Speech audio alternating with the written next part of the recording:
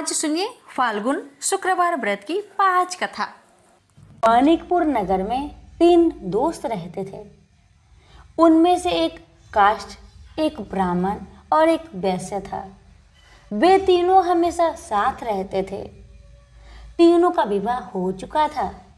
ब्राह्मण और काष्ठ के लड़के का गौना हो चुका था, लेकिन वैश्य पुत्र का भी गौना नहीं हुआ था। उनके दोस्त उसे अक्सर कहा करते थे कि दोस्त, तुम अपनी पत्नी को मायके से लेने क्यों नहीं जाते हो। अब वैश्य पुत्र धनराज ने अपनी पत्नी कुसुम को लाने का निश्चय कर लिया। दोस्तों की बात मानकर अगले ही दिन धनराज ने माता पिता से अपनी पत्नी कुसुम को लेने जाने की बात कहने लगा। उसकी बात सुनकर वे हैरान होते हुए बोले, बेटा, अभी शुक्र अस्त हो रहा है, इसलिए अभी बहू को लाना उचित नहीं है। कुछ दिन ठहर जाओ, रुक जाओ, फिर पत्नी को लेकर आना। लेकिन धनराज नहीं माना। वह कुसुम को लाने ससुराल पहुंच गया। फिर होना क्या था, ससुराल में धनराज की खूब आवभगत की गई। धनराज ने कुसुम को विदा करने के लिए कहा तो उनके सास ससुर ने कहा, बेटा, अभी शुक्र अस्त हो रहा है, ऐसे में लड़की को विदा नहीं करते। कुछ दिन ठहर जाओ बेटा, फिर हम कुसुम को खुशी खुशी तुम्हारे साथ विदा कर देंगे। लेकिन धनराज वहां भी जीत पर अड़ गया। अब दामाद की जीत को देखकर सास ससुर ने भी कुसुम को विदा कर दिया। अब धनराज अपनी पत्नी को लेकर बैलगाड़ी में बैठकर अपने घर को जा रहा था। अचानक बैल तेजी से भागने लगी। रास्ते में बड़े पत्थर से टकराने के कारण गाड़ी की पहिया टूट गया। फलस्वरूप कुसुम गिर गई। उसे काफी चोट आई। दोनों को आगे की यात्रा पैदल ही करनी पड़ी। सुनसान रास्ते से गुजरते हुए डाकुओं ने उन्हें लूट लिया। उनका सारा धन, आभूषण और वस्त्र छीन लिए। किसी तरह दोनों ने अपने जान बचाते हुए अपने घर को पहुंचे। अब जब घर पहुंच गए तो हुआ ये कि धनराज के बिस्तर पर सांप चढ़ गया और धनराज को डस लिया। सेठ जी ने बड़े बड़े चिकित्सक बुलवाए, मगर कोई भी चिकित्सक जहर उतारने में सफल नहीं हुआ। दूर दूर से सपेरे बुलाए गए, लेकिन कोई भी धनराज को बचा नहीं सका। धनराज की मृत्यु हो गई। उसी समय पंडितों ने सेठ जी को एक बात बताई कि आपके बेटे ने शुक्रास्त होने पर बहू को विदा करा लाने का भूल किया है। यदि आप शुक्रवार की पूजा अर्चना करें और बहू शुक्रवार का व्रत करे तथा कथा सुनकर प्रसाद ग्रहण करे तो शुक्र देवता की अनुकंपा से धनराज पुनः जीवित हो सकता है। सेठ जी ने पंडितों की बात मानकर अपने मृत बेटे और बहू को वापस उसके ससुराल भेज दिया। कुसुम ने अपने घर में पहुंचकर अपने माता पिता को सारी कहानी बताई तो माता पिता ने कहा, बेटा, तुम चिंता मत करो, तुम शुक्रवार का व्रत श्रद्धा भक्ति के साथ करो, तुम्हारा पति जरूर ठीक होगा, भगवान पर भरोसा रखो। कुसुम ने अपने पति के लिए शुक्रवार का व्रत और पूजा पाठ किया। उनसे अपने पति की गलती के लिए क्षमा याचना मांगी। फलस्वरूप धनराज जीवित हो उठा। धनराज के जीवित हो जाने से घर में खुशियां ही खुशियां भर गई। तभी शुक्रदेव के जय जयकार करने लगे। उधर धनराज के माता पिता ने जब बेटे का जीवित होने का समाचार सुना तो उन्होंने भी शुक्रवार का व्रत किया और गरीबों को अन्न, वस्त्र और धन का दान किया। शुक्र उदय होने पर धनराज अपनी पत्नी कुसुम के साथ घर लौट आया। दोनों पति पत्नी शुक्रवार का अब विधिवत व्रत करने लगे। शुक्र भगवान की कृपा से उनके घर में धन्य धान्य की वर्षा होने लगी। उनके सभी कष्ट दूर होते चले गए। परिवार में सभी आनंद पूर्वक रहने लगे। जो भी भक्त श्रद्धा पूर्वक शुक्र देव की व्रत करते हैं, इनकी कथा का प्रेम पूर्वक श्रवण करते हैं, उनकी सभी कष्ट दूर हो जाती है और उनके घर में अन्न धन के भंडार भर जाते हैं। तो सभी प्रेम से बोलिए, शुक्र देव की जय। बहुत समय पहले की बात है। बनारस के गांव में एक बड़े धनवान सेठ रहते थे। वह विष्णु भगवान के परम भक्त थे और हमेशा सच बोला करते थे। एक बार जब भगवान सेठ की प्रशंसा कर रहे थे, तभी माँ लक्ष्मी ने कहा, स्वामी, आप इस सेठ की इतनी प्रशंसा क्यों क्या करते हैं? क्यों ना आज उसकी परीक्षा ली जाए और जाना जाए कि क्या वह सचमुच इसके लायक है या नहीं। भगवान बोले, ठीक है देवी, जैसी आपकी इच्छा। विष्णु भगवान ने लक्ष्मी जी से कहा कि अभी सेठ गहरी निद्रा में है, आप उसके सपने में जाए और उसकी परीक्षा ले लीजिए। अगले ही क्षण सेठ जी को सपना आया। सपने में धन की देवी लक्ष्मी उनके सामने आई और बोली, हे मनुष्य, मैं धन की देवी धात्री लक्ष्मी हूँ। सेठ जी को अपनी आंखों पर यकीन नहीं हुआ और वो बोले, हे माता, आपने साक्षात अपने दर्शन देकर मेरा जीवन धन्य कर दिया है। बताइए, मैं आपकी क्या सेवा कर सकता हूँ? माता ने कहा, कुछ नहीं, मैं तो बस इतना बताने आई हूँ कि मेरा स्वभाव चंचल है और बरसों से तुम्हारे भवन में निवास करते करते मैं ऊब चुकी हूँ और यहाँ से जा रही हूँ। सेठ जी बोले, मेरा आपसे निवेदन है कि आप यहीं रहे, किंतु अगर आपको यहाँ अच्छा नहीं लग रहा है तो मैं आपको भला कैसे रोक सकता हूँ। आप अपनी इच्छा अनुसार जहाँ चाहें वहाँ जा सकती हैं। इतना कहते ही माँ लक्ष्मी सेठ के घर से चली गई। थोड़ी देर बाद वे रूप को बदलकर पुनः सेठ के स्वप्न में यश के रूप में आई और बोली, सेठ, मुझे पहचान रहे हो? सेठ ने कहा, नहीं महोदय, आपको मैंने नहीं पहचाना। भेष रूपी लक्ष्मी माता ने कहा, मैं यश हूँ, मैं ही तेरी कीर्ति और प्रसिद्धि का कारण हूँ। लेकिन अब मैं तुम्हारे साथ रहना नहीं चाहता क्योंकि माँ लक्ष्मी यहाँ से चली गई है, अतः मेरा भी यहाँ कोई काम नहीं। सेठ ने कहा, ठीक है, यदि आप भी जाना चाहते हैं तो वही सही। सेठ जी अभी भी स्वप्न में ही थे और उन्होंने देखा कि वह दरिद्र हो गए हैं और धीरे धीरे उनके सारे रिश्तेदार व मित्र भी उनसे दूर हो गए हैं। यहाँ तक कि जो लोग उनका गुणगान किया करते थे वो भी आज उनकी बुराई कर रहे हैं। कुछ और समय बीतने पर माँ लक्ष्मी धर्म का रूप धारण करके पुनः सेठ के सपने में आई और बोली, मैं धर्म हूँ। माँ लक्ष्मी और यश के जाने के बाद भी इस दरिद्रता में तुम्हारा साथ नहीं दे सकता, मैं जा रहा हूँ। जैसा आपकी इच्छा, सेठ ने उत्तर दिया और धर्म भी वहां से चला गया।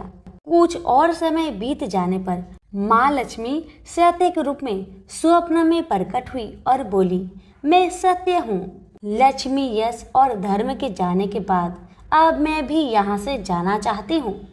ऐसा सुन सेठ जी ने तुरंत सत्य के पांव पकड़ लिए और बोले, हे महाराज, मैं आपको नहीं जाने दूंगा। भले ही सब मेरा साथ छोड़ दे, मुझे त्याग दे, पर कृपया आप ऐसा मत करिए। सत्य के बिना मैं एक क्षण नहीं रह सकता। यदि आप चले जाएंगे तो मैं तत्काल ही अपना प्राण त्याग दूंगा। लेकिन तुमने बाकी तीनों को बड़ी आसानी से जाने दिया, उन्हें क्यों नहीं रोका? सत्य ने प्रश्न किया। सेठ जी बोले, मेरे लिए वे तीनों भी बहुत महत्व रखते हैं, लेकिन उन तीनों के बिना भी मैं भगवान का नाम का जाप करते करते उद्देश्यपूर्ण जीवन जी सकता हूँ। परंतु यदि आप चले गए तो मेरा जीवन में झूठ प्रवेश कर जाएगा और वाणी अशुद्ध हो जाएगी। भला ऐसी वाणी से मैं अपने भगवान की वंदना कैसे कर सकूंगा? मैं तो किसी भी कीमत पर आपके बिना नहीं रह सकता। सेठ जी के उत्तर सुन सत्य बहुत प्रसन्न हुआ और उसने कहा, तुम्हारी अटूट भक्ति ने मुझे यहाँ रुकने पर विवश कर दिया और अब मैं यहाँ से कहीं नहीं जाऊंगा। और ऐसा कहते हुए सत्य अंतर्ध्यान हो गया। सेठ जी अभी भी निद्रा में थे। थोड़ी देर बाद स्वप्न में धर्म वापस आया और बोला, मैं अब तुम्हारे पास ही रहूंगा क्योंकि यहाँ सत्य का निवास है। सेठ जी ने प्रसन्नतापूर्वक धर्म का स्वागत किया। उसके तुरंत बाद यश भी लौट आया और बोला, जहाँ सत्य और धर्म है वहाँ यश स्वतः ही आ जाता है। इसलिए अब मैं भी तुम्हारे साथ ही रहूंगा। सेठ जी ने यश की भी आवभगत की और अंत में माँ लक्ष्मी आई। उन्हें देखते ही सेठ जी नतमस्तक होकर बोले, हे देवी, क्या आप भी पुनः मुझ पर कृपा करेंगी? अवश्य, जहाँ सत्य धर्म और यश हो वहाँ मेरा वास निश्चित है, माँ लक्ष्मी ने उत्तर दिया। यह सुनते ही सेठ जी की नींद खुल गई। उन्हें यह सब स्वप्न लगा, पर वास्तविकता में वह एक कड़ी परीक्षा से उत्तीर्ण होकर निकले थे। मेरे प्यारे दोस्तों, हमें भी हमेशा याद रखना चाहिए कि जहाँ सत्य का निवास होता है वहाँ यश, धर्म और लक्ष्मी का निवास स्वतः ही हो जाता है। सत्य है तो सिद्धि, प्रसिद्धि और समृद्धि है। प्रेम से बोलिए लक्ष्मी नारायण की जय। एक समय की बात है, काशी निवासी धनंजय की पत्नी का नाम सुलक्षणा था। उसे अन्य सब सुख प्राप्त थे, केवल निर्धनता ही उसके दुख का कारण था। यह दुख उसे हर समय सताता था। एक दिन सुलक्षणा पति से बोली, स्वामी आप कुछ उद्यम करो तो काम चले, इस प्रकार कब तक काम चलेगा? सुलक्षणा की बात धनंजय के मन में बैठ गया और वह उसी दिन विश्वनाथ शंकर जी को प्रसन्न करने के लिए बैठ गया और कहने लगा, हे देवाधिदेव विश्वेश्वर, मुझे पूजा पाठ कुछ नहीं आता, केवल आपके भरोसे बैठा हूँ। इतनी विनती करके वह 2-3 दिन भूखा प्यासा बैठा रहा। यह देखकर भगवान शंकर ने उसके कान में अन्नपूर्णा अन्नपूर्णा अन्नपूर्णा इस प्रकार 3 बार कहा। यह कौन क्या कह गया? इसी सोच में धनंजय पड़ गया कि मंदिर से आते जाते ब्राह्मण को देखकर पूछने लगा, पंडित जी अन्नपूर्णा कौन है? ब्राह्मणों ने कहा, तू अन्न छोड़कर बैठा है, सो तुझे अन्न की ही बात सूझती है, जा घर जाकर अन्न ग्रहण कर। धनंजय घर गया, स्त्री से सारी बात कही। वह बोली, नाथ आप चिंता ना करें, स्वयं शंकर जी ने यह मंत्र आपको दिया है, वे स्वयं ही खुलासा करेंगे, आप फिर जाकर उनकी आराधना करें। धनंजय फिर जैसा का तैसा पूजा में बैठ गया। रात्रि में शंकर जी ने आज्ञा दी, कहा तू पूर्व दिशा में चला जा, वह अन्नपूर्णा का नाम जपता जाता और रास्ते में फल खाता, झरनों का पानी पीता जाता। इसी प्रकार कितने ही दिनों तक चलता गया। वहां उसे चांदी सी चमकती वन की शोभा दिखने में आई।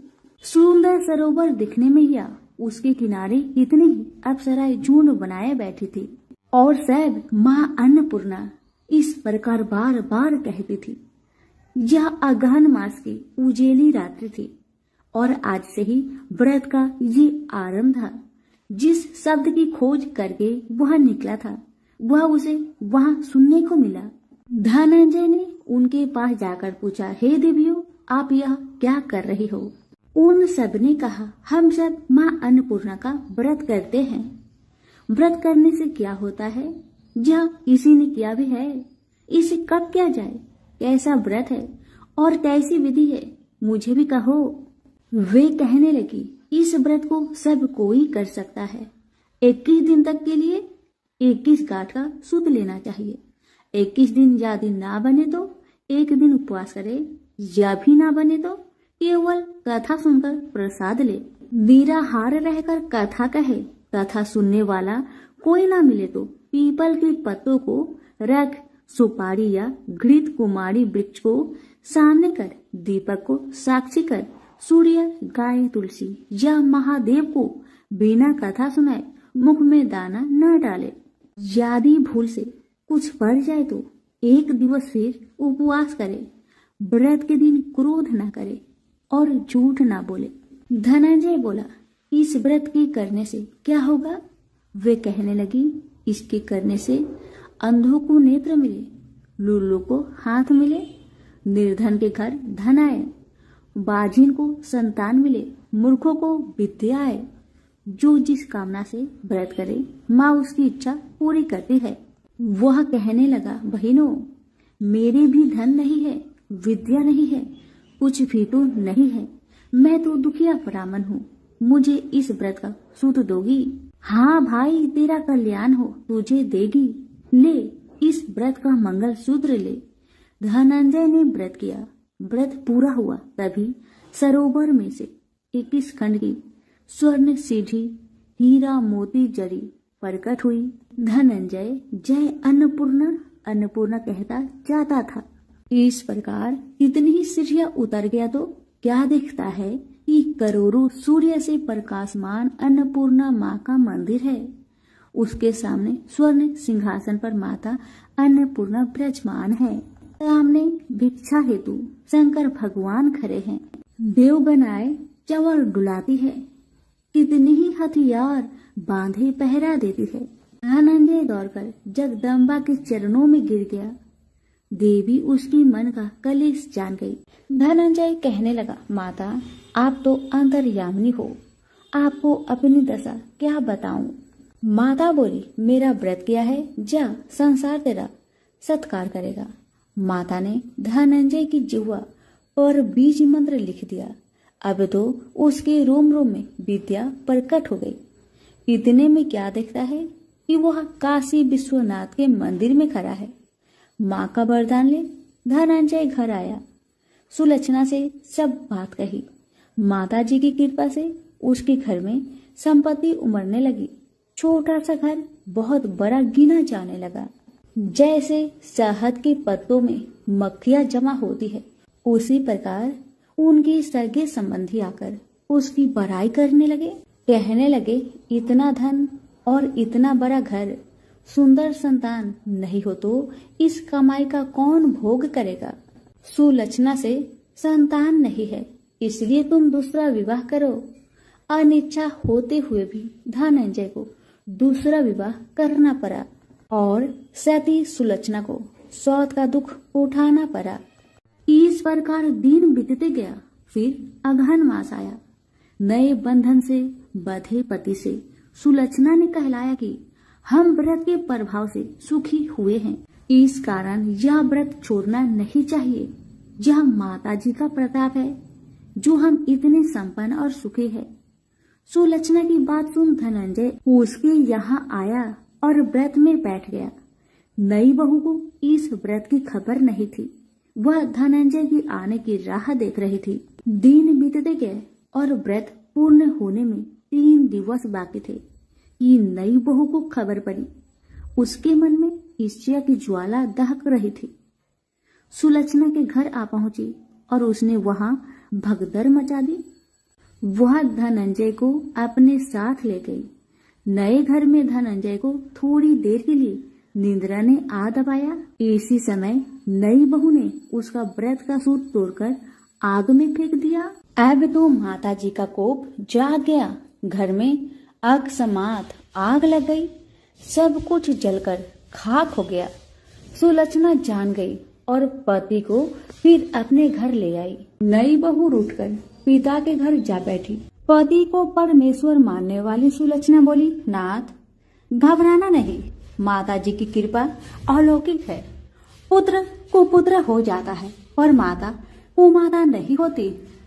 अब आप श्रद्धा और भक्ति से आराधना शुरू करो, वे जरूर हमारा कल्याण करेगी। धनंजय फिर माता के पीछे पड़ गया। फिर वही सरोवर सीढ़ी प्रकट हुई। उसमें माँ अन्नपूर्णा कहकर वह उतर गया। वहां जा माता जी के चरणों में रुदन करने लगा। माता प्रसन्न हो बोली, यह मेरी स्वर्ण की मूर्ति ले, उसकी पूजा करना, तू फिर सुखी हो जाएगा। जा, तुझे मेरा आशीर्वाद है। तेरी स्त्री सुलक्षणा ने श्रद्धा से मेरा व्रत किया है, उसे मैंने पुत्र दिया है। धनंजय ने आंखें खोली तो खुद को काशी विश्वनाथ के मंदिर में खड़ा पाया। वहां से फिर उसी प्रकार घर को आया। इधर सुलक्षणा के दिन चढ़े और महीने पूरे होते ही पुत्र का जन्म हुआ। गांव में आश्चर्य की लहर दौड़ गई।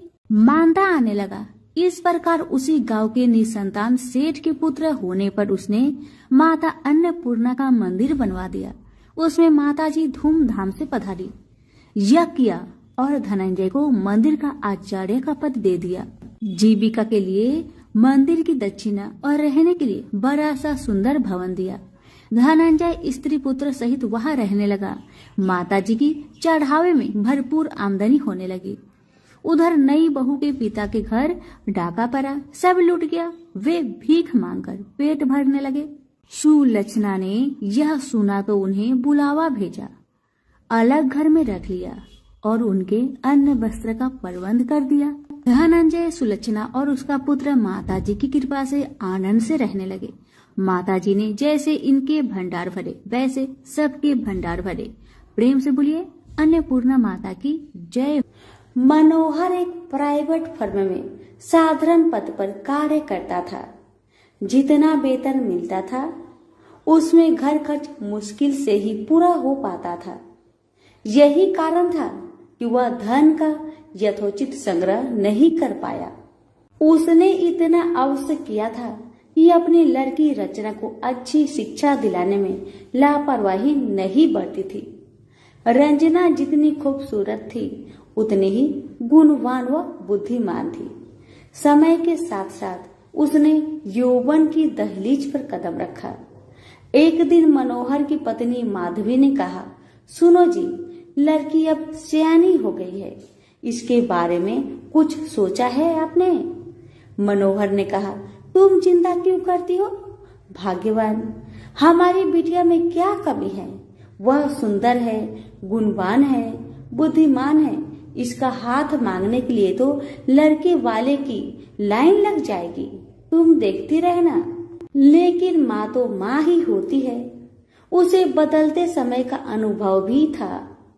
वह जानती थी कि दहेज की समस्या के दिन प्रतिदिन बढ़ती ही जा रही है और दहेज ना देने पर तरह तरह के घटने वाली दुर्घटनाओं से भी वह परिचित थी। समय का चक्र निर्वाध गति से चलता रहा। रंजना ने शिक्षा भी पूरी कर ली। उसने बीए प्रथम श्रेणी से पास करके घर में खुशियां ला दी थी।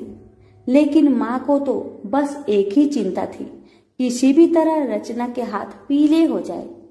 पिछले कुछ दिनों में मनोहर को भी रंजना की शादी की चिंता सताने लगी थी और वह योग्य वर की तलाश में जुट गया था। वह जहां भी जाता दहेज की मांग मुंह बाए खरी मिलती। सीधा साधा मनोहर दुनियादारी से परिचित था।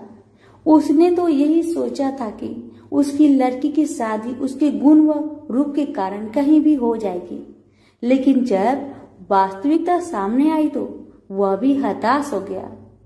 एक दिन मनोहर ऑफिस में अपनी सीट पर मुंह लटकाए बैठा था। तभी उसकी सहकर्मी धन सिंह उसके पास आया और पूछा, मनोहर क्या बात है, मुंह लटकाए क्यों बैठे हो? सब कुछ ठीक ठाक तो है ना? मनोहर ने अपनी सारी समस्या उसके सामने रखी तो वह बोला, आजकल माँ वैभव लक्ष्मी के काफी चमत्कार सुनने में आ रहे हैं। चारों तरफ उन्हीं की जय जयकार हो रही है। सुना है माँ वैभव लक्ष्मी हर समस्या का समाधान चुटकियों में ही कर देती है। मेरा तो कहना है कि तुम भी उनकी शरण में चले जाओ। बिटिया के लिए योग वर खुद ब खुद तुम्हारे द्वार पर आ जाएगा। धन सिंह की बातों से मनोहर का विवेक जाग उठा और उसने पत्नी सहित माँ वैभव लक्ष्मी के 21 शुक्रवार तक व्रत रखने का संकल्प लिया। व्रत के दिन पति पत्नी माँ का ही गुणगान करते रहे और शाम को पूजन कर भोजन करते हैं। इस तरह जब 7वें शुक्रवार का व्रत था, उसी दिन उसकी फर्म का मालिक सेठ दीनदयाल उसके घर पहुंचा। उन्हें देखकर पहले तो मनोहर चौंका, फिर आओ भगत में जुट गया। सेठ दीनदयाल ने मनोहर से कहा, मनोहर बुरा न मानना तो मैं एक बात कहूँ। मनोहर ने कहा, आप भी कैसी बातें करते हैं सेठ जी, आप तो बस आदेश करें। सेठ दीनदयाल ने कहा, तुम्हारी बेटी रचना मुझे और मेरे लड़के राजेश को बहुत पसंद है। मैं चाहता हूँ कि इन दोनों की शादी कर दी जाए। तुम्हें कोई आपत्ति हो तो मुझे कहो।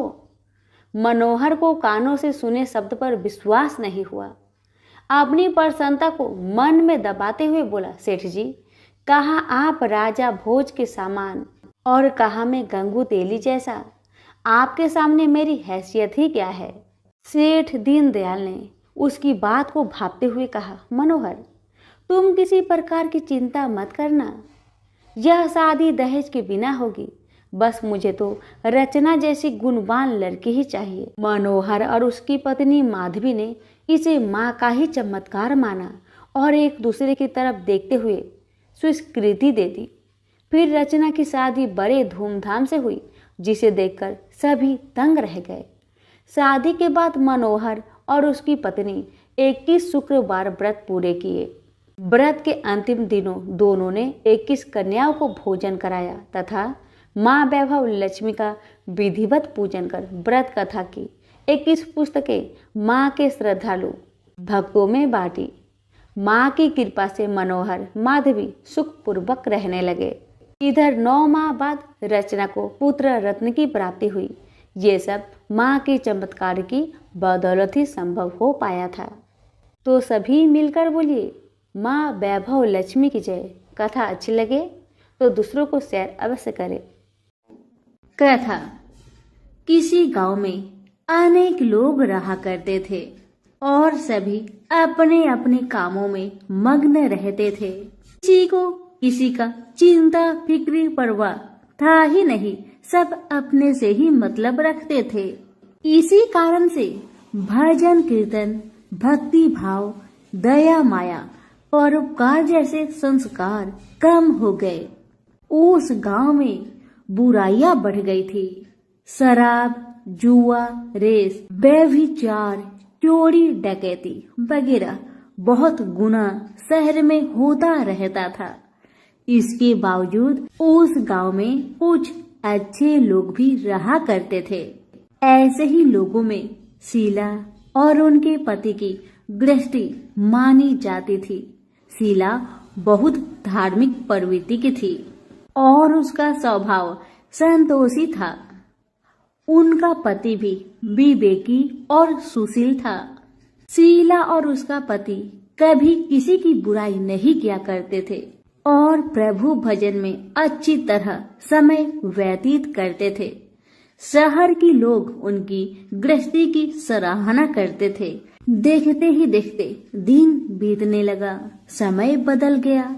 शीला का पति बूढ़े लोगों से दोस्ती कर बैठा। अब होना क्या था वो तो हम सभी जानते हैं। अच्छे संगति का असर हमेशा अच्छा ही होता है, बुरा संगति का असर हमेशा बुरा ही होता है। इसलिए हमें हमेशा अच्छे संगति से संगत रखना चाहिए, बुरे से नहीं। अब जब शीला का पति बूढ़े लोगों से दोस्ती कर बैठा, अब वह जल्द से जल्द करोड़पति बनने का ख्वाब देखने लगा। इसलिए वह गलत रास्ते पर चल पड़ा। फलस्वरूप वह रोडपति बन गया। कहा जाता है ना, लालच बुरी बला है, इसीलिए लालच नहीं करना चाहिए। अपना ईमानदारी और मेहनत से आगे बढ़ना चाहिए। अब जब शीला का पति रोडपति बन गया, जानी रास्ते पर भटकते भिखारी जैसी उसकी हालत हो गई थी। शराब, जुआ, रेस, चरस, गांजा वगैरह बुरी आदतों में शीला का पति भी फंस चुका था। दोस्तों के साथ उसे भी शराब की आदत बुरी तरह लग गई थी। इस प्रकार उसने अपना सब कुछ रेस जुए में गवा दिया। अब तो शीला अपने पति के बर्ताव से बहुत दुखी रहने लगी, किंतु उसे भगवान पर भरोसा था कि सब कुछ ठीक हो जाएगा। यही सोचकर वह अपने पति के बुरे बर्ताव को सहने लगी। शीला अपना अधिकांश समय प्रभु की भक्ति में बिताने लगी। अचानक एक दिन दोपहर को उनके द्वार पर किसी ने दस्तक दिया। शीला ने द्वार खोलकर देखा कि एक माजी खड़ी थी। उनके चेहरे पर अलौकिक तेज निखर रहा था। उनकी आंखों में से मानो अमृत की वर्षा हो रहा था। उनका भव्य चेहरा करुणा और प्यार से छलक रहा था।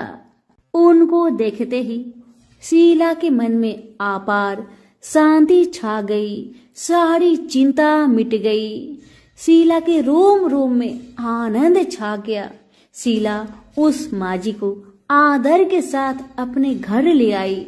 दुख का बात यह था कि शीला के घर में बैठाने के लिए कुछ भी नहीं था कि माँ जी को किस पर बैठाया जाए। बेचारी यह सोच विचार के उसने एक सकुचाकर एक फटी हुई चादर पर उनको बिठाया और शीला ने कहा, माँ जी, मेरे घर में और कुछ भी नहीं है जो मैं आपको बैठा सकूं, इसलिए माँ मुझे माफ करना, मैं आपको फटी हुई चादर पर बैठा रही हूँ। माँ तो शीला की बातों से मंद मंद मुस्कुरा रही थी। माँ तो शीला की हर कहानी को जानती थी कि उसका पति उसके साथ कैसा व्यवहार कर रहा है। बेचारी कितने दुख में है। शीला के बातें सुन माँ जी प्रेम भरी शब्दों से बोली, शीला, क्यों मुझे तुमने पहचाना नहीं? हर शुक्रवार को लक्ष्मी जी के मंदिर में भजन कीर्तन के समय मैं ही तो वहाँ आती हूँ। इसके बावजूद शीला कुछ नहीं समझ पा रही थी। फिर माँ जी ने कहा, तुम बहुत दिनों से मंदिर नहीं आ रही हो, अतः मैंने सोचा चलो मैं ही देख लेती हूँ। माँ जी के अति प्रेम भरे शब्दों से शीला का हृदय पिघल गया। उसकी आंखों में आंसू आ गए और वह बिलख बिलख कर जोर जोर से रोने लगी। शीला को रोते देखकर माँ जी ने कहा, बेटी, सुख और दुख तो धूप और छाव जैसे होते हैं, धैर्य रखो बेटी, धैर्य रखो। और तुझे क्या परेशानी है, मुझे सारी परेशानी बता दे। माँ जी के व्यवहार से शीला को काफी संबल मिला और सुख की आस में उसने माँ जी को अपनी सारी दुख की कहानी सुना दी। कहानी सुनकर माँ जी ने कहा, कर्म की गति न्यारी होती है, हर इंसान को अपने कर्म भुगतने ही पड़ते हैं, इसलिए बेटी तू चिंता मत कर, अब तू कर्म भुगत चुकी है, अब तुम्हारे सुख के दिन अवश्य आएगी। तू माँ लक्ष्मी जी की भक्त है। माँ लक्ष्मी जी तो प्रेम और करुणा की अवतार है। वे अपने भक्तों पर हमेशा ममता छिड़कती है, इसलिए तू धैर्य रखकर माँ लक्ष्मी का व्रत कर, इससे सब कुछ ठीक हो जाएगा। तुम्हारा दुख दर्द सब समाप्त हो जाएगा और तुम्हारे घर में अन्न धन का भंडार भर जाएगा। बस श्रद्धा भक्ति से माँ लक्ष्मी का व्रत करो। माँ जी की बात सुन शीला पूछने लगी, माँ, व्रत की विधि तो मुझे पता नहीं। तब माँ जी ने उसे व्रत की सारी विधि भी बताई। माँ जी ने कहा, बेटी, माँ लक्ष्मी जी का व्रत बहुत सरल है। उसे वर लक्ष्मी व्रत या वैभव लक्ष्मी व्रत कहा जाता है। यह व्रत करने वाले की सब मनोकामना पूरी होती है, वह सुख संपत्ति और यश प्राप्त करता है। शीला यह सब सुनकर आनंदित हो उठी। शीला ने संकल्प करके आंखें खोली तो सामने कोई नहीं था। वह विस्मित हो गई कि माँ जी कहाँ गई? अभी तो माँ जी मेरे सामने खड़ी थी। शीला को तत्काल यह समझने में देर नहीं लगी कि माँ जी कोई और नहीं, साक्षात माँ लक्ष्मी ही थी। दूसरे दिन शुक्रवार था। सवेरे स्नान करके स्वच्छ कपड़े पहनकर शीला ने माँ जी द्वारा बताई विधि से पूरे मन से श्रद्धा भक्ति से व्रत किया और आखिर में प्रसाद वितरण हुआ। यह प्रसाद पहले पति को खिलाया। प्रसाद खाते ही पति के स्वभाव में फर्क पड़ गया। माँ लक्ष्मी की कृपा से उसका पति जिस दिन प्रसाद खाया उस दिन अपनी पत्नी को मारा पीटा नहीं, सताया भी नहीं। शीला को बहुत अच्छा लगा। शीला के मन में तो अब पहले से भी ज्यादा वैभव लक्ष्मी व्रत के लिए श्रद्धा बढ़ गई। शीला ने पूर्ण श्रद्धा भक्ति के साथ 21 शुक्रवार तक वैभव लक्ष्मी व्रत किया। 21वें शुक्रवार को माँ जी के कहे मुताबिक उद्धापन विधि करके 7 स्त्रियों को वैभव लक्ष्मी व्रत की 7 पुस्तक उपहार में दी। फिर माता जी के धन लक्ष्मी स्वरूप की छवि को बंधन करके भाव से मन ही मन प्रार्थना करने लगी, हे माँ धन लक्ष्मी, मैंने आपका वैभव लक्ष्मी व्रत करने की मन्नत मानी थी, वह व्रत आज पूर्ण किया है। हे माँ, मेरी हर विपत्ति को दूर करो, हमारा सबका कल्याण करो। जिसे संतान ना हो माँ, उसे संतान देना। सौभाग्यवती स्त्री का सौभाग्य को माँ अखंड रखना। कुंवारी लड़कियों को मन भावन पति देना। जो आपका यह चमत्कारी वैभव लक्ष्मी व्रत करे, उनकी सब विपत्ति को दूर करना, सभी को सुखी रखना। हे माँ, आपकी महिमा अपार है। ऐसा बोलकर लक्ष्मी जी के धन लक्ष्मी स्वरूप की छवि को प्रणाम किया। व्रत के प्रभाव से शीला का पति अच्छा इंसान बन गया और अब शीला का पति मेहनत करके व्यवसाय करने लगा। उसने तुरंत शीला की गिरवी रखे गहने छुरा लिए। घर में धन की बाढ़ सी आ गई। घर में पहले जैसी सुख शांति छा गई। वैभव लक्ष्मी व्रत का प्रभाव देखकर मोहल्ले की दूसरी स्त्रियां भी विधि पूर्वक वैभव लक्ष्मी व्रत करने लगी। सभी प्रेम से बोले, वैभव लक्ष्मी माता की जय हो। आइए अब जानते हैं वैभव लक्ष्मी व्रत का उद्यापन विधि। 7, 11 या 21 जितने भी शुक्रवार की मन्नत मांगी हो, उतने शुक्रवार तक यह व्रत पूरी श्रद्धा तथा भावना के साथ करना चाहिए। आखिरी शुक्रवार को इसका शास्त्रीय विधि के अनुसार उद्यापन करना चाहिए। आखिरी शुक्रवार को प्रसाद के लिए खीर बनानी चाहिए। जिस प्रकार हर शुक्रवार को हम पूजन करते हैं, वैसे ही करना चाहिए। पूजन के बाद माँ के सामने एक श्रीफल फोड़े, फिर कम से कम 7 कुंवारी कन्या या सौभाग्यशाली स्त्रियों को कुमकुम का तिलक लगाकर माँ वैभव लक्ष्मी व्रत कथा की किताब की एक प्रति उपहार में देनी चाहिए और सबको खीर का प्रसाद देना चाहिए। इसके बाद माँ लक्ष्मी जी को श्रद्धा सहित प्रणाम करना चाहिए। फिर माता जी के धन लक्ष्मी स्वरूप की छवि को वंदन करके भाव से मन ही मन प्रार्थना करे, हे माँ धन लक्ष्मी, मैंने आपका वैभव लक्ष्मी व्रत करने की मन्नत मानी थी। यह व्रत आज पूर्ण किया है। हे माँ, हमारी मनोकामना पूर्ण करे, हमारी हर विपत्ति को दूर करे, हम सबका कल्याण करे। जिसे संतान ना हो, उसे संतान देना। सौभाग्यवती स्त्री का सौभाग्य अखंड रखना। कुंवारी लड़की को मन भावन पति देना। जो आपका यह चमत्कारी वैभव लक्ष्मी व्रत करे, उनकी सब विपत्ति दूर करना, सभी को सुखी करना। हे माँ, आपकी महिमा अपार है, आपकी जय हो। ऐसा बोलकर लक्ष्मी के धन लक्ष्मी स्वरूप की छवि को प्रणाम करे। सभी प्रेम से बोलिए, वैभव लक्ष्मी माता की जय हो। संतोषी माता के व्रत को करने वाला कथा कहते वह सुनते समय हाथ में गुड़ व भुने चने रखे।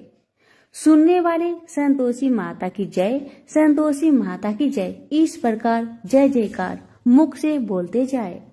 कथा समाप्त होने पर हाथ का गुड़ चना गौ माता को खिलाए। कलश में रखा हुआ गुड़ चना सबको प्रसाद रूप में बांटे। कथा से पहले कलश को जल से भरे, उसके ऊपर गुड़ चने से भरा कटोरा रखे। कथा समाप्त होने और आरती होने के बाद कलश के जल को घर में सब जगह पर छिड़के और बचा हुआ जल तुलसी की क्यारी में डाल दे। 1.25 रुपए का गुड़ चना लेकर माता का व्रत करे। गुड़ घर में हो तो ले ले, विचार न करे, क्योंकि माता भावना की भूखी है।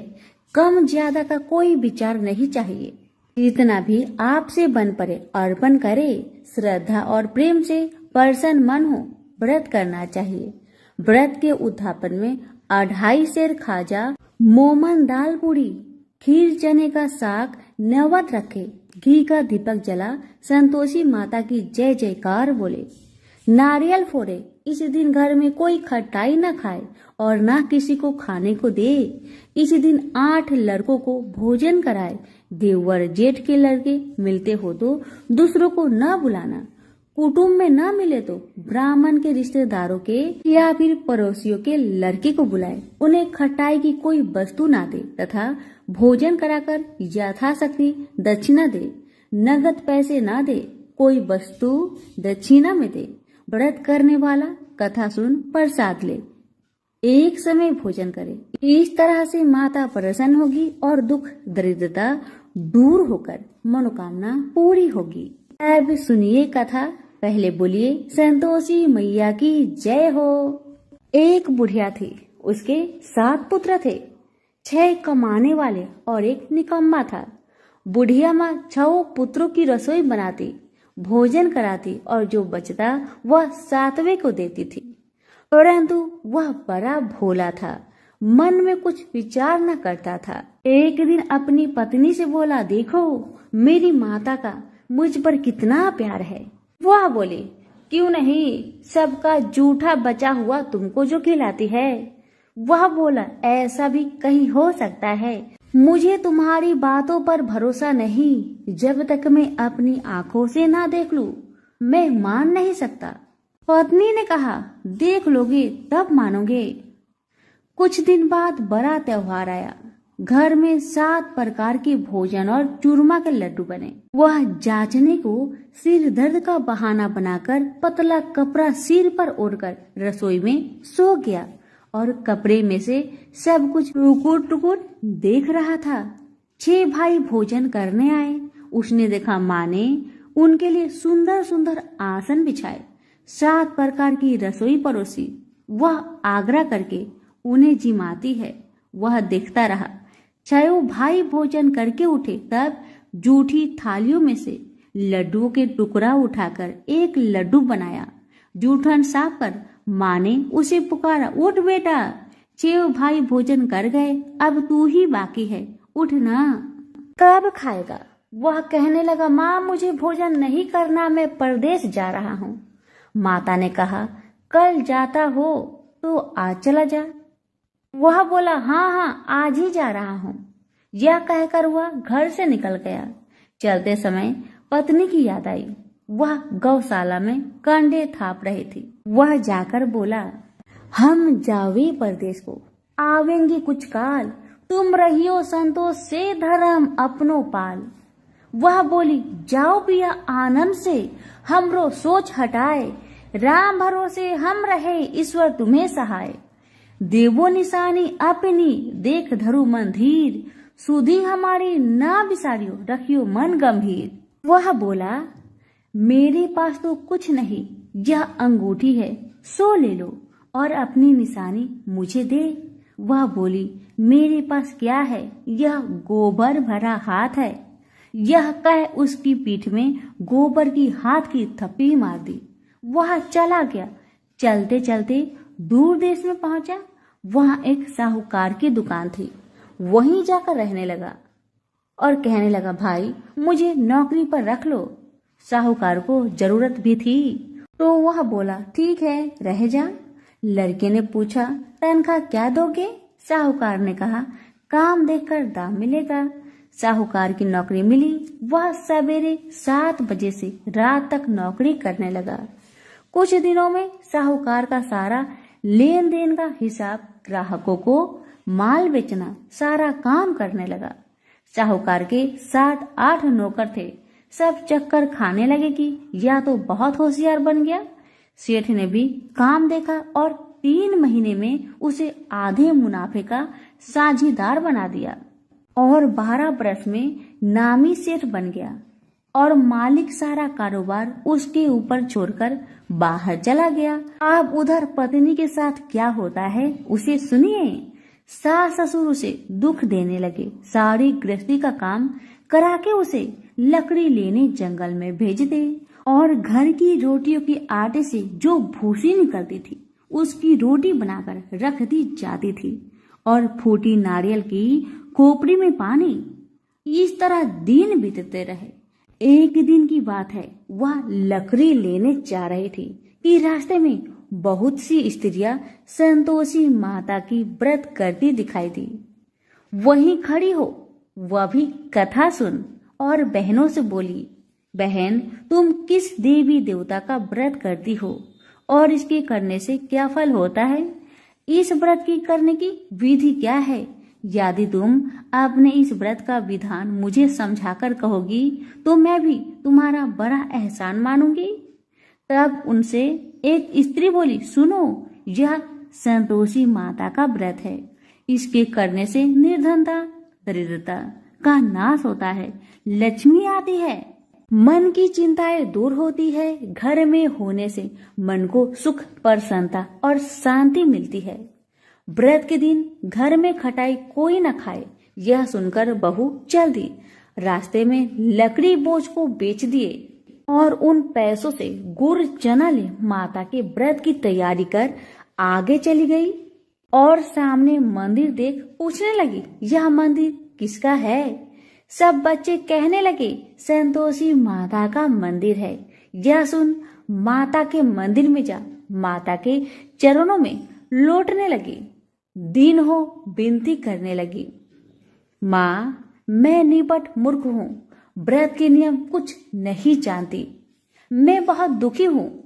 हे माता जगत जननी, मेरा दुख को दूर कर, मैं तेरी शरण में हूँ। माता को दया आई। एक शुक्रवार बीता कि दूसरे शुक्रवार को ही इसके पति का पत्र आया और तीसरे को उसका भेजा पैसा भी आ गया। यह देख जेठानी मुंह सिकुड़ने लगी, इतने दिनों में इतना पैसा आया, इसमें क्या बुराई है? लड़के ताने देने लगे कि काकी बुलाने से भी नहीं बोलेगी। बेचारी सरलता से कहती, भैया पत्र आवे, रुपया आवे तो हम सबके लिए अच्छा है। ऐसा कहकर आंखों में आंसू भरकर संतोषी माता के मंदिर में आ मातेश्वरी के चरणों में गिरकर रोने लगी। माँ, मैंने तुमसे पैसा नहीं, मुझे पैसे से क्या काम है माँ? मुझे तो अपने सुहाग से काम है। मैं तो अपनी स्वामी के दर्शन और सेवा मांगती हूँ। तब माता ने प्रसन्न होकर कहा, जा बेटी, तेरी स्वामी आएगा। यह सुन खुशी से बावली हो घर का काम काज करने लगी। अब संतोषी माँ विचार करने लगी, इस भोली पुत्री से मैंने तो कह दिया तो उसका पति आएगा, पर आवेगा कहाँ से? वह तो इसे सपने में भी याद नहीं करता। उसे याद दिलाने के लिए मुझे जाना पड़ेगा। इस तरह माता बुढ़िया के सपने में जा प्रकट हो कहने लगी, साहूकार के बेटे, सोता है या तू जागता है? वह बोला, माता, सोता भी नहीं जागता भी नहीं, बीच में ही हूँ, कहो क्या आज्ञा है? वहाँ कहने लगी, तेरा घर बार कुछ है या नहीं? वह बोला, मेरा सब कुछ है माँ, बाप, भाई, बहन व पत्नी, क्या कमी है? माँ बोली, भोले पुत्र, तेरी स्त्री घोर कष्ट उठा रही है, तेरे माँ बाप उसे दुख दे रहे हैं, वह तेरे लिए तरस रही है, तू उसकी सुधि ले। वह बोला, माता, यह तो मुझे मालूम है, परंतु जाओ कैसे? परदेश की बात है, लेन देन का कोई हिसाब नहीं, जाने का कोई रास्ता नजर नहीं आता माँ, कैसे चला जाऊँ? माँ कहने लगी, मेरी बात मान, सवेरे नहा धोकर माता का नाम ले, घी का दीपक जला, दंडवत कर दुकान पर बैठ जा, देखते देखते तेरा लेन देन चुक जाएगा, माल बिक जाएगा, साज होते होते धन का ढेर लग जाएगा। तब सवेरे बहुत जल्दी उठ उसने लोगों से अपने सपने की बात कही, तो वे सब उसकी बात अनसुनी कर दिल लगी उड़ाने लगे कि कहीं सपने भी सच होते हैं। एक बूढ़ा बोला, देख भाई, मेरी बात मान, इस तरह साच झूठ करने के बदले देवता ने जैसा कहा है वैसा ही करो, तेरा इसमें क्या जाता है? अब बूढ़े की बात मानकर नहा धोकर संतोषी माता को दंडवत कर घी का दीपक जलाकर दुकान पर बैठ गया। थोड़ी देर में क्या देखता है कि दिन वाले रुपए लाए, लेने वाले हिसाब लेने लगे, कोठे में भरे सपनों के खरीदार नगद दाम में सौदा करने लगे। शाम तक धन का ढेर लग गया। माता का यह चमत्कार देख खुश हो मन में माता का नाम ले घर जाने की वास्ते गहना कपड़ा खरीदने लगा और वहां के काम से निपटकर तुरंत रवाना हुआ। वहाँ पत्नी बेचारी जंगल में लकड़ी लेने जाती। लौटते वक्त माता जी के मंदिर में विश्राम करती है। वह तो उसका रोज रुकने का स्थान ठहरा। दूर से धूल उठती देखकर वह माता से पूछती है, हे माता, यह धूल कैसे उड़ रही है? माँ कहती है, हे पुत्री, तेरा पति आ रहा है। अब तू ऐसा कर, लकड़ियों के 3 बोझ बना ला। एक नदी के किनारे रख, दूसरा मेरे मंदिर पर और तीसरा अपने सिर पर रख। तेरे पति को लकड़ी का गट्ठा दिख मोह पैदा होगा। वह वहाँ रुकेंगे, नाश्ता पानी बना खा पीकर माँ से मिलने जाएगा।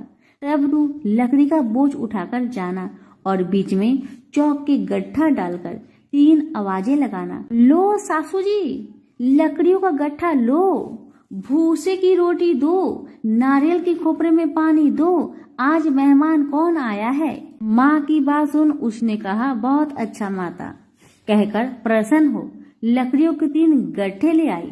एक नदी के तट पर, एक माता के मंदिर पर रखा। इतने में ही मुसाफिर आ पहुंचा। सूखी लकड़ी देख उसके पति की इच्छा हुई कि यही निवास करे और भोजन बना खा पीकर गांव जाए। इस प्रकार भोजन बना, विश्राम करके वह गांव को गया। जब वह सबसे प्रेम से मिल रहा था, उसी समय पत्नी सिर पर लकड़ी का गट्ठा लिए आती है। लकड़ी की भारी बोझ आंगन में रखकर जोर से 3 आवाज देती है। लो सासू जी, लकड़ी का गट्ठा लो, भूसे की रोटी दो, नारियल के खोपरे में पानी दो, आज कौन मेहमान आया है? यह सुनकर उसकी सास अपने दिए हुए कष्टों को भुलाने हेतु कहती है, बहू ऐसा क्यों कहती है? तेरा मालिक ही तो आया है। आ बैठ जा, मीठा भात खा, भोजन कर, कपड़े गहने पहन। इतने में आवाज सुन उसका स्वामी बाहर आता है और अंगूठी देख व्याकुल हो माँ से पूछता है, माँ यह कौन है? माँ कहती है, बेटा यह तेरी पत्नी है। आज 12 वर्ष हो गए जब से तू गया है, तब से सारे गांव में जानवर की तरह भटकती रहती है। कामकाज घर का कुछ नहीं करती है, 4 समय आकर खा जाती है। अब तुझे देखकर भूसी की रोटी और नारियल के खोपरे में पानी मांगती है। वह लज्जित हो बोला, ठीक है माँ, मैंने इसे भी देखा है और तुम्हें भी देखा है। अब मुझे दूसरे घर की ताली दे दो, उसमें रहूं। तब माँ बोली, ठीक है बेटा, तेरी मर्जी। इतना कहकर ताली का गुच्छा पटक दिया। उसने ताली लेकर दूसरे कमरे में जो तीसरी मंजिल के ऊपर था उसे खोलकर सारा सामान जमाया। एक दिन में ही वहाँ राजा के महल जैसा ठाट बाट बन गया। अब क्या था, वो दोनों सुखपूर्वक रहने लगे। इतने में अगला शुक्रवार आया। बहू ने अपने पति से कहा कि मुझको माँ का उद्यापन की तैयारी करना है और इतना कहकर तैयारी करने लगी। जेठ के लड़कों को भोजन के लिए कहने गई। उन्होंने मंजूर किया, परंतु पीछे जेठानी बच्चों को सिखाती है, देखो रे, भोजन के समय खटाई मांगना जिससे उसका उद्यापन पूरा ना हो। लड़के जीवने आए, खीर पेट भर खाए, परंतु याद आते ही कहने लगे, हमें कुछ खटाई दो, खीर खाना हमें भाता नहीं, खीर देखकर तो हमें अरुचि होती है। बहू कहने लगी, खटाई किसी को नहीं दी जाएगी, यह तो संतोषी माता का प्रसाद है। लड़के उठ खड़े हुए और बोले, पैसे लाओ। भोली बहू कुछ जानती नहीं थी, सो उन्हें पैसे दे दिए। लड़के उसी समय उठ इमली लाकर खाने लगे। यह देखकर संतोषी माता बहू पर क्रोधित हुई। राजा के दूत उसके पति को पकड़ कर ले गए। जेठ जेठानी मन माने खोटे वचन कहने लगे। लूट लूट कर धन इकट्ठा कर लाया था, सो राजा के दूत उसको पकड़ कर ले गए। अब सब मालूम पड़ जाएगी जब जेल की मार खाएगा। बहू से वचन सहन नहीं हुए। वह रोती रोती माता के मंदिर में गई और बोली, हे माता, तुमने ये क्या किया? मुझे हंसाकर अब क्यों रुलाती हो माँ? तब माता बोली, पुत्री, तूने उद्यापन करके मेरा व्रत भंग किया, इतनी जल्दी सब बातें भुला दी। वह कहने लगी, माता, भूली तो नहीं हो, न कुछ अपराध किया है, मुझे तो लड़कों ने भूल में डाल दिया, मैंने भूल से उन्हें पैसे दे दिए, मुझे क्षमा करो माँ, मुझे क्षमा करो। माँ बोली, ऐसे कहीं भूल होती है। वह बोली, माँ मुझे माफ कर दो माँ, मैं फिर से तुम्हारा उद्धापन करूंगी। माँ बोली, अब भूल जा पुत्री, तेरा मालिक तुझे रास्ते में ही आता मिलेगा। वह घर को चली। रास्ते में उसका पति आता मिला। उसने पूछा, तुम कहाँ गए थे? तब वह कहने लगा, इतना धन जो मैं कमाया हूँ उसका टैक्स राजा ने मांगा था, वह भरने गया था। वह प्रसन्न हो बोली, भला हुआ, अब घर चलो। कुछ दिन बाद फिर शुक्रवार आया। वह बोली, मुझे माता का उद्धापन करना है। पति ने कहा, करो फिर। जेठ के लड़कों से भोजन को कहने गई। जेठानी ने एक दो बातें सुनाई और लड़कों को सिखा दिया कि तुम पहले ही खटाई मांगने लगना। लड़के कहने लगे, हमें खीर खाना नहीं भाता, जी बिगड़ता है, कुछ खटाई खाने को देना। वह बोली, खटाई खाने को नहीं मिलेगा, खाना हो तो खाओ, अन्यथा तुम जा सकते हो। वह बेचारी ब्राह्मण के लड़कों को लाकर भोजन कराने लगी। यथाशक्ति दक्षिणा की जगह एक एक फल उन्हें दिया। इससे संतोषी माँ प्रसन्न हुई। माता की कृपा होते ही 9वें मास उसको चंद्रमा के समान सुंदर पुत्र उत्पन्न हुआ। पुत्र को लेकर प्रतिदिन माताजी के मंदिर जाने लगी।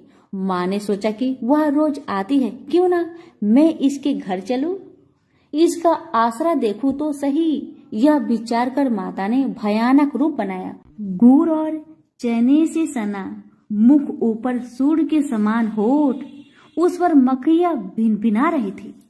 दहलीज में पांव रखते ही उसकी सास चिल्लाई, देखो रे, कोई चुड़ैल चली आ रही है, लड़कों इसे भगाओ नहीं तो किसी को खा जाएगी। लड़के डरने लगे और चिल्लाकर खिड़की बंद करने लगे। बहू रोशनदार से देख रही थी, प्रसन्नता से पागल होकर चिल्लाने लगी, आज मेरी माँ आई है, आज मेरी माँ मेरे घर को आई है।